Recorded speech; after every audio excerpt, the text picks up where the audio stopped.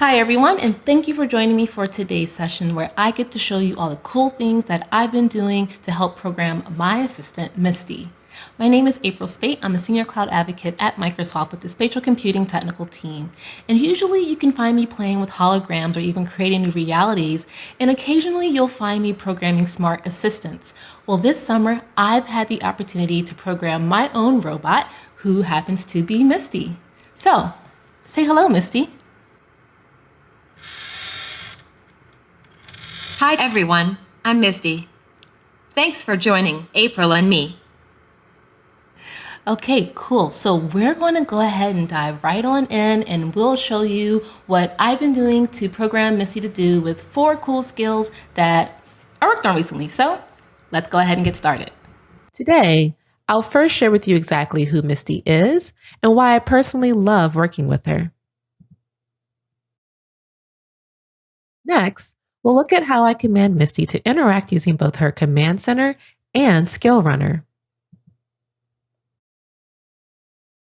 And finally, we'll head into 4 demos where we'll look at some code and watch Misty perform some tasks. So I know I keep mentioning her name and you're probably wondering, who's Misty? Misty is a platform robot created by the folks over at Misty Robotics. Their vision is to have a robot in every business, home, and school. Although Misty may look like a toy, she is in fact not a toy. She's a multi-purpose platform robot that embodies a long list of sophisticated hardware and software features that contribute to her ability to do some pretty amazing things.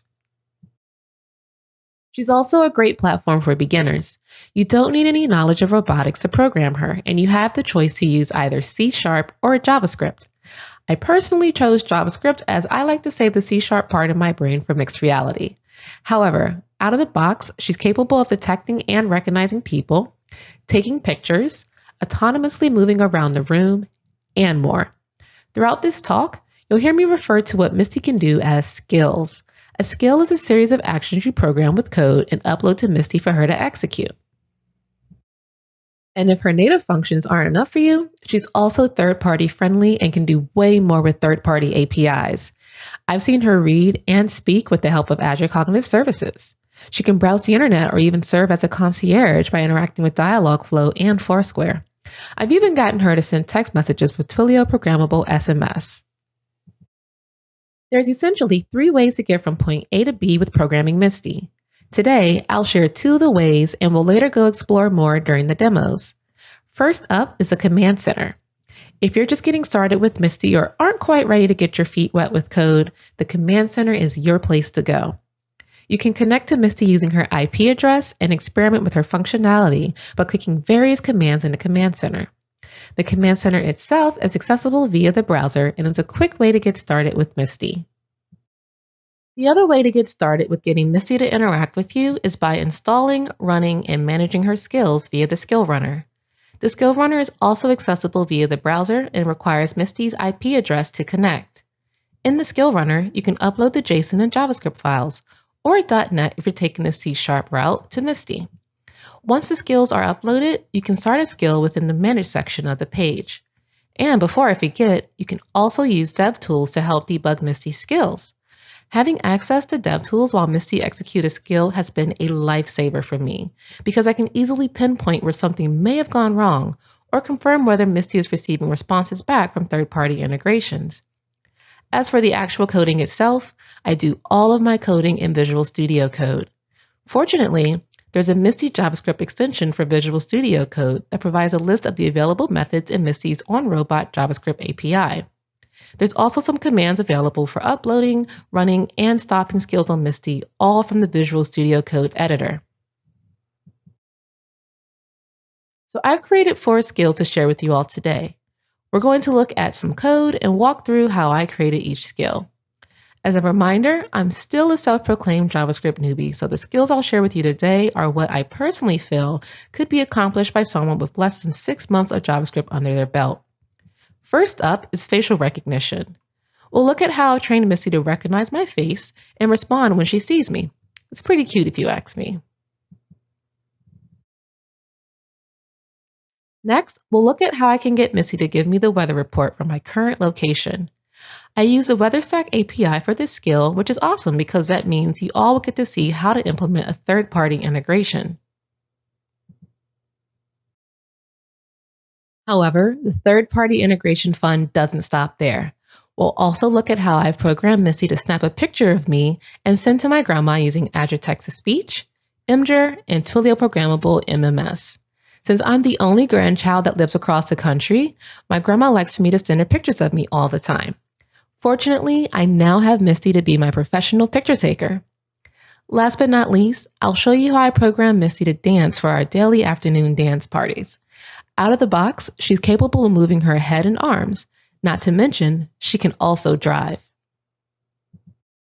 So for the first skill, what we're going to do is get Misty to recognize my face and play a sound once she recognizes me. This will require me to train Misty to recognize my face through the command center. In the perception section, I can assign a face ID and then start the face training. I already have my face trained, so I'll head over to VS Code to create the skill. First, we need to put Misty in the mode to look for faces she recognizes. We can do this with the register event command. It's worth noting here that register event is a listener. What this means is that it'll receive live data from one of Misty's events, and in return, the data is passed into a callback function to be processed and made available for use in the skill. The event we'll be using is face recognition. We'll later create a callback function for face recognition so that we can get Misty to do something if she recognizes a face. Now we can also cancel the skill using the register timer event command. What we'll do is have Misty cancel the skill after 15 seconds just in case she doesn't recognize a face. Time is usually set in milliseconds for Misty. We're also going to use Misty's start face detection method to start her ability to detect faces. Together with face recognition, Misty can both detect faces and execute an action if it's a face she recognizes. So we'll create a callback function for face recognition, and inside there, have Misty play an audio clip once she recognizes a face. Misty comes with preloaded sounds that can be used for this step. We'll use her joy sound here. To get Misty to play audio, we'll use the play audio command. After Misty has detected a face, we'll stop the detection with the stop face detection command. We'll also need a callback function to tell Misty what to do if the skill times out. In this case, she stops face detection and changes her LED to black. Okay, let's see if Misty can recognize my face. I'm going to come around and let her face you, and I'll come in the awkward corner here.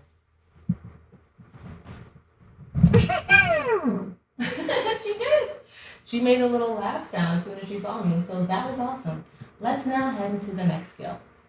For this skill, Misty's going to give me the current weather conditions and temperature for where I live, which is Beverly Hills, California.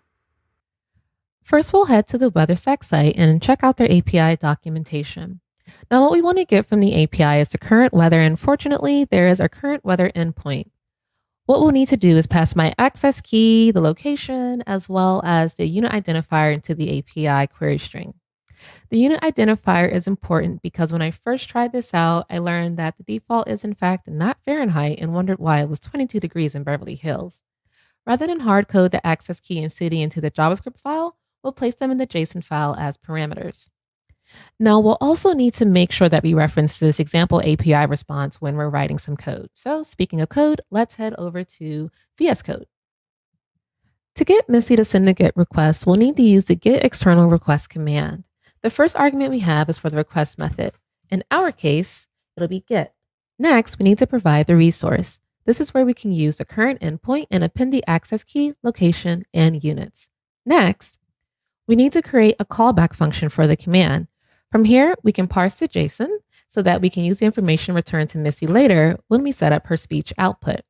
As a reminder, I would like Misty to tell me the city, the temperature, and the weather description.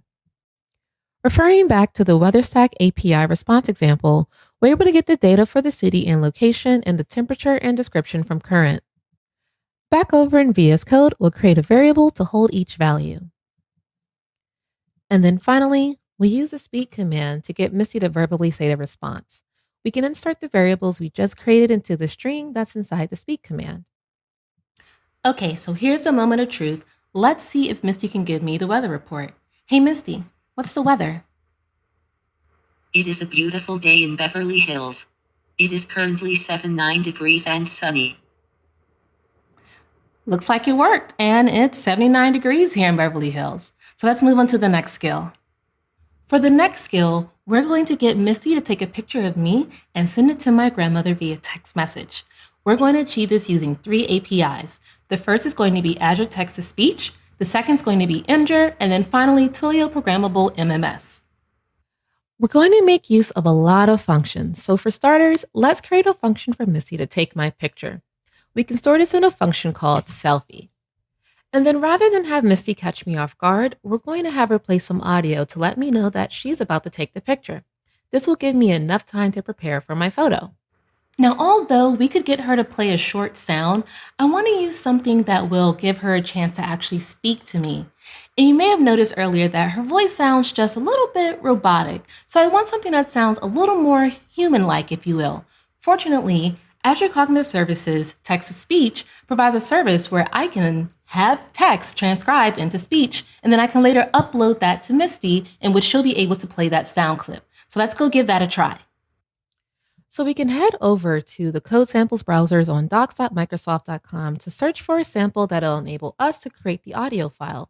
In the search bar, I'm going to search for TTS, which is text-to-speech. And lucky me, we have a sample here. Now, rather than download all of the samples or the files within the sample using download zip, we're going to head right to the repo and go to browse code because I just want a node.js sample. Here within the samples HTTP folder, I'm able to see that there are files for different languages, which is great. I want node.js. So if I click node.js, here is the sample that I'll need. And from here, I can grab the tts sample.js file, and then we can head back over to VS Code. So what does this code sample do? First, the string, what would you like to convert to speech, will print to the terminal. Whatever I respond with is what will be transcribed from text to speech.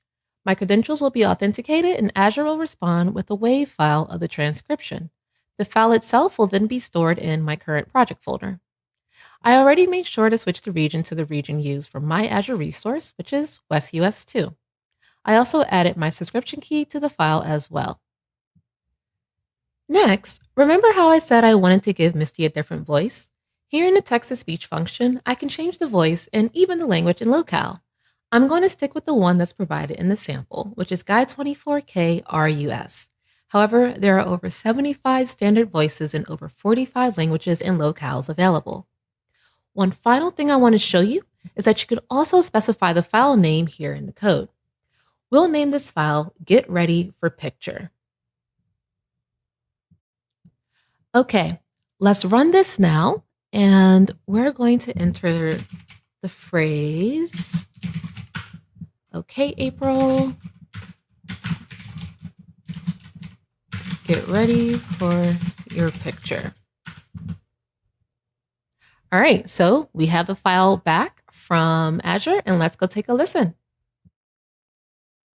Okay, April, get ready for your picture. All right, cool. Let's head back to the skill code. Oh, and as a heads up, that audio file will be uploaded to the command center before I have Misty run her skill. But let's get back to coding. So inside this selfie function, what I want to have happen is for Misty to play the Get Ready for Picture audio file when the skill starts. We can use the play audio command for this. Next, we're going to have her change her LED color to something that's visually striking, so that way I know she's about to take the picture because I need all the prep time I can get. So we're going to use the RGB values for hot pink, which is 255, 105, and 180. From there, we're going to have Misty pause and change her display to a camera. There's already a default camera display image built into Misty, so we'll get her to display that using the display image command. From there, we're going to use a play audio command once again to have her play a built-in camera shutter sound. And then finally, we're going to use the take picture command for Misty to snap my photo. There are a few parameters we need to set up in the take picture command. First is the file name, which will be selfie.jpg. Next is the resolution. We'll use 1280 by 960. We'll set the display on screen value to false and the overwrite existing to true. This way, if there's already a picture saved as selfie.jpg, it'll be overwritten. So after Misty takes a picture, we're going to have her pause, change her LED to white, pause again, change her joy eyes, or change her eyes to joy eyes, and then we'll have her pause once more. Now, I also want confirmation that she's sending the picture. So using that Azure sample, I created another file called sending picture, which will play when Misty is sending the actual picture to my grandma. And we're going to use play audio there to include that. And then finally, we're going to change her eyes to her default content eyes. Now, that was a lot and a mouthful just for one function, but we have more to set up. We now need to take the image and send the image data as base64 to Imgur. Imgur is a photo storage service that we'll use to help us pass the image from Misty to Twilio. First, we'll create a callback function for the take picture command, since that was the command used to take and store the picture. Next, we're going to create a function for the image upload that will upload the image to Imgur. And finally, we're going to create a callback function for the image upload response, and that will give us a link back to the image that we can send with Twilio. Okay, we're almost at the end here. Using Twilio, we're going to create a text message that will include a message and attach the photo that I took.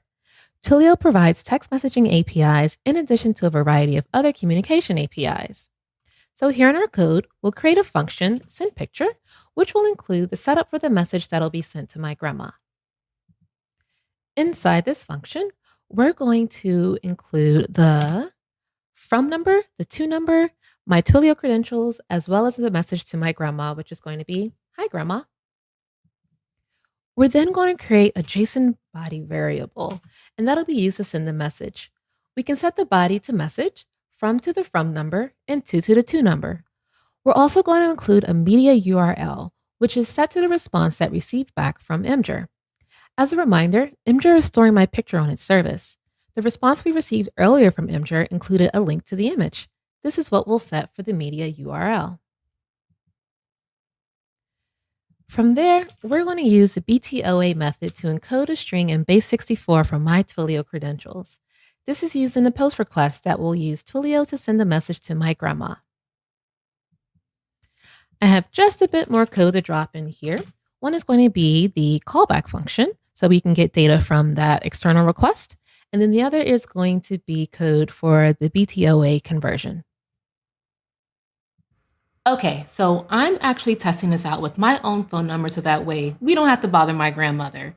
So I'm going to see if she can go ahead and take a photo and also send it to me. Okay, April. Get ready for your picture. Cute picture. I'm sending it to your grandmother now. Okay, so let's check my phone out and let's see if the picture's sent and how I look. For my last and final skill, we're going to get Misty to do the hokey pokey. This is all made possible due to her fact that she can move her arms and she can drive. We're going to create two functions for this skill. One is right arm out and the other is turn around. The right arm out function will be the movements that Misty takes to put her right arm out and to shake it all about. The turnaround function will be the movements for Misty to turn herself around and to show us what the hokey pokey is all about. Starting with the right arm out function, we'll give Misty a neutral starting position that will change the way her head is displaying as well as the way that her arms are when she starts. So we'll give her admiration eyes and we're going to have her head facing straight forward and her arms straight down. Next, we're going to create a series of movements using the move arm command and adjust the degrees for each arm movement. For the sake of the shake it all about part of the dance, the degrees will be a bit shorter since we don't need full arm movement. As for the turnaround function, we're going to use the drive time command to drive Misty in a small circle. Okay, Misty, show everyone your dance moves. You put your right arm in, you put your right arm out. Put your right arm in and then you shake it all about. You do the hokey pokey and you turn yourself around. That's what it's all about. If you're interested in learning more about Misty, head over to the Misty Robotics website at www.mistyrobotics.com. To try out Azure Cognitive Services speech services, check out aka.ms/speech-services. If you want to give Twilio Programmable SMS or MMS a try, I'd suggest checking out their docs by visiting www.twilio.com/docs/SMS. Although JavaScript is pretty cool, you have the flexibility to try the API with PHP, .NET, Java, Ruby, and Python. And finally, if you're looking to incorporate weather into your own apps, check out weatherstack.com to learn more about their API. That's all that I have for you all today. Feel free to stay in touch by connecting with me on Twitter or Instagram at Vogue and Code. I usually share my tech projects on Twitter and my fashion fun on Instagram. If you're into watching live streams, come check me out on Twitch. I do project walkthroughs for Mixed Reality. And finally, if you'd prefer to read about what I'm working on, head over to my blog at www.vogueandcode.com. Thanks. Yay! Oh, that was awesome. Also, I love your chair. That's so fun. Thank you. It's a bunny. It's so cool. Oh my gosh, I love your setup. you. Also, it's nice to meet you. I feel like we've interacted on Twitter before, but never actually face to face. Yeah, So this is face fun. to face. Yes, definitely. I like your Charmander. Oh, thank you. You know, keeping me warm. Misty is so cool. Like, I can't get over it, and I want to play with robots now. There are tons and tons of questions, and a lot of people are just like, robots. And so when you first got your robot, your Misty robot, what were your kind of challenges as you were trying to figure out how it all worked, and what were your favorite parts, I guess, as you were solving those? Yes, the biggest challenge for me was the fact that this was really my first project I ever did with JavaScript. And as someone who has been coding in Python for years, finally transitioning to a brand new language was definitely new for me. So trying to understand just syntax and what were things that I was so used to doing in Python and how I can transition that over into JavaScript, that was probably my biggest challenge. And I think that really holds true for any sort of language transition that you're making if you're programming in a language that you're not used to. So that was definitely a challenge. But as time went on, things started to become a bit more second nature, which was really great. And now I won't call myself a pro yet, but I can definitely say I'm stronger now than when I first started. Yeah, that's awesome. And I haven't picked up a new language in a little while, and that's definitely like a mind shift. But once you do it, you're like, okay, it's all kind of the same, even though it's different. It's all logic under the hood. I agree. So what I'm really curious about too are just some of the other applications of Misty, especially because we are gathering while being scattered across the country and the world at this event. Have you thought about how Misty could be helpful in COVID times and what things it might be useful for that? Yes, definitely. So in the midst of COVID, the folks over at Misty Robotics, they came out with a new feature for Misty where Misty can do temperature screening. And that's really helpful because instead of having to rely on a human to, first of all, be in contact or close contact with someone, you can now have this robot in place instead, and she can actually take the temperature. So that's really helpful. What's also great about Misty is if you're doing something like that particular example, if she takes your temperature, depending on how you programmed her, whatever third-party services you want to use, she can also send that result to whoever it is needs to know. So let's say you just walked into my business, for example, and Misty can take your temperature and then she can send me whatever that reading was into a text or like an email, for example. And then I would know, okay, Cassidy's here and Cassidy has a relatively normal temperature. So okay, great. I don't have to be too concerned. And so that I would say helps alleviate that need to be in close contact with someone before actually screening that individual. Yeah. I could think of so many other just like distance waving things or checking if someone has entered a certain building, using it as almost a security thing. There's so many options there. That's really cool. So for those who aren't able to fork over the price tag for Misty, do you know of any other robots that might be open source or useful for us to kind of get started in this area of technology? Yes, that is a very good question. I know there are some in the market, and I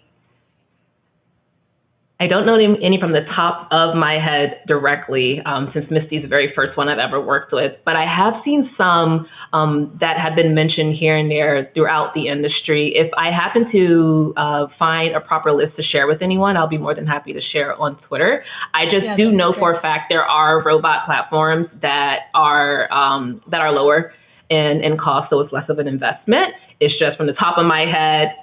Can't name them all. I do know that they exist, though. Yeah. Well, and also the more I think about it, the more you could get like an Amazon Echo maybe, or one of those Google Home things. They have so if you want to do that, if you want to do something like that, definitely. Before you get like limbs. And that's what I would suggest. For me, given that I did a lot with like chatbots and AI assistants before I got to like robot level, my go-to honestly was with Twilio. And because for their platform, especially with all that they provide, I only needed a phone number, and they give you credit to start with. So long as you have a credit and like internet, you can get started on their platform essentially for free if you want, and that'll get you introduced to working more with AI assistants.